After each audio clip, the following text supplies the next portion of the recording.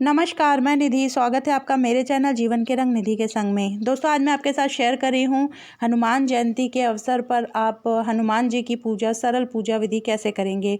तो चलिए शुरू करते हैं। सबसे पहले मैंने चौकी या पटा, जो भी आपके पास आप वो ले सकते हैं। यहाँ पर मैंने पटा लिया है, उस पर लाल रंग का कपड़ा बिछा लिया है और उसके ऊपर मैं छोटे छोटे चावल के ढेर रख रही हूँ ताकि भगवान को स्थान दे सकूँ। या जो भी दीपक हो गया, कोई ग्रंथ है तो उनके स्थान कभी भी ऐसे खाली नहीं बैठाया जाता है।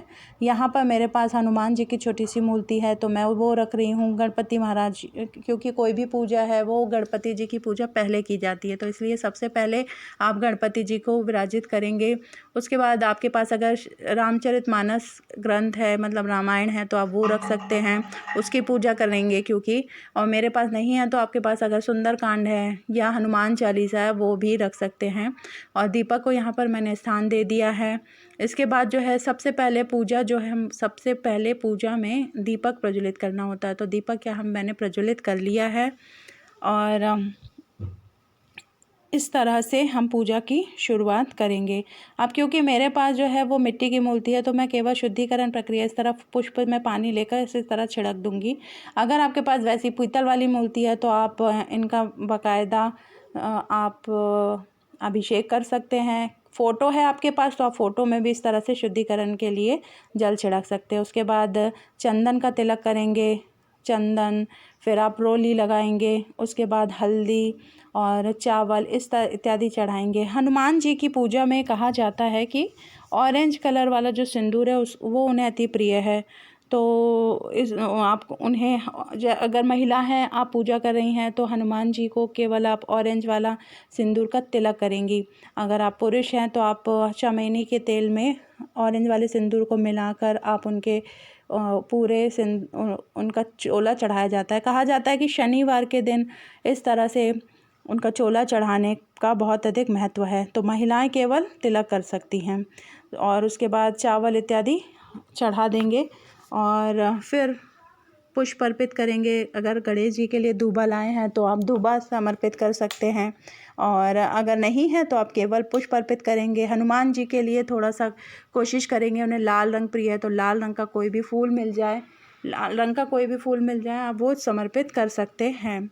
और इसके बाद जो है, जैसे कहा जाता है कि चैत्र माह के शुक्ल पक्ष की पूर्णिमा तिथि को संकट मोचन राम भक्त हनुमान का जन्म हुआ था।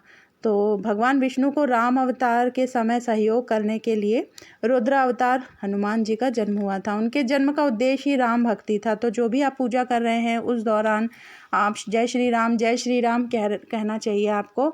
और अब देखिए, वस्त्र रूप में अगर आपके पास जनेऊ है तो आप जनेऊ समर्पित करेंगे, नहीं तो आप कलावा भी समर्पित कर सकते हैं। और उसके बाद जो है आप भोग में हनुमान जी को केला अर्पित कर सकते हैं। अगर आपके पास और कोई फल है, जैसे कि अंगूर है, तो आप वो अर्पित कर सकते हैं। मेरे पास अंगूर था तो मैंने वो समर्पित कर रही हूँ। हनुमान जी को भोग में गुड़ और चना जो है वो चढ़ाया जाता है तो आप वो अर्पित करें।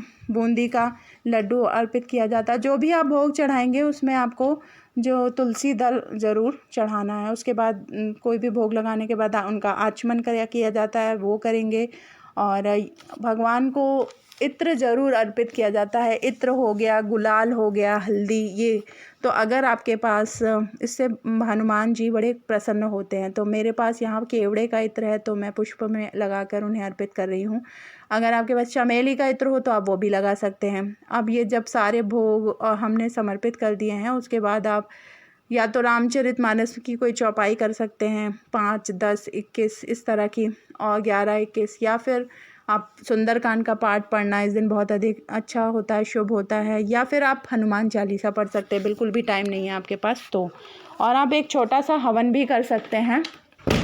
हवन में आपको नहीं है आपके पास कंडी वगैरह तो आप सिंपल एक छोटा सा दिया लीजिए। जैसे यहाँ पर मैंने लिया है, एक कपूर की टिक्की ली है, एक दिए का पूजन किया, उसके बाद मैंने कपूर प्रज्वलित किया और एक बताशा, 2 लौंग की आहुति हनुमान जी के नाम से हम देंगे। और उसके बाद आप 5, 7, 11, 21 इस तरह से आप हवन सामग्री मतलब हवन कर सकते हैं, आहुति दे सकते हैं। पहले गणेश जी के नाम से, फिर श्री राम के नाम से, फिर हनुमान जी के नाम से। हनुमान जी की पूजा में ज़्यादा महत्व भजन का होता है, मतलब आप जितना श्री राम का भजन करेंगे हनुमान जी उतने ही प्रसन्न होते हैं, ऐसा कहा जाता है। फिर हवन करने के बाद आप आरती कर सकते हैं। सबसे पहले गणेश जी की आरती करेंगे, उसके बाद रामचरितमानस में या फिर सुंदरकांड, इन दोनों में ही पीछे जो है वो रामायण की आरती होती है, हनुमान जी की आरती होती है कि वो आरतियाँ कर सकते हैं। तो इस तरह से आपकी जो पूजा है वो कंप्लीट हो जाएगी। और पूजा कंप्लीट होने के बाद आप भगवान से अपनी पूजा में की गई त्रुटि के लिए पहले तो क्षमा मांगेंगे और फिर आपकी जो विनती है वो करेंगे। कहा जाता है कि हनुमान, आप अगर कितने भी आप पे परेशानियां चल रही हों, हनुमान जी को अगर आपने प्रसन्न कर लिया तो आपके सारे संकट मोचन कहा जाता है, तो वो सारे संकटों को हरते हैं। तो ये थी सरल पूजा विधि। आई होप अगर वीडियो आपको पसंद आया हो, वीडियो पसंद आया तो दोस्तों रिश्तेदारों के साथ शेयर कीजिएगा। मेरे नए व्यूअर है तो चैनल को सब्सक्राइब कर लीजिएगा।